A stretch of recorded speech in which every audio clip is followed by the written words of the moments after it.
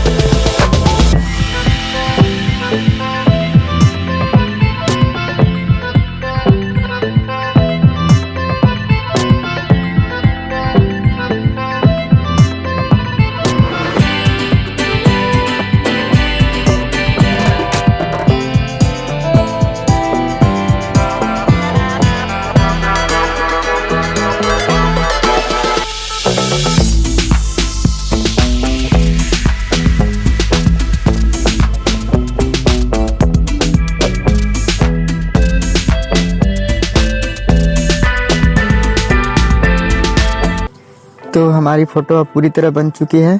अब मिलते हैं नेक्स्ट वीडियो में किसी नए कंटेंट के साथ। वीडियो अच्छा लगे तो लाइक, सब्सक्राइब एंड शेयर ज़रूर करना।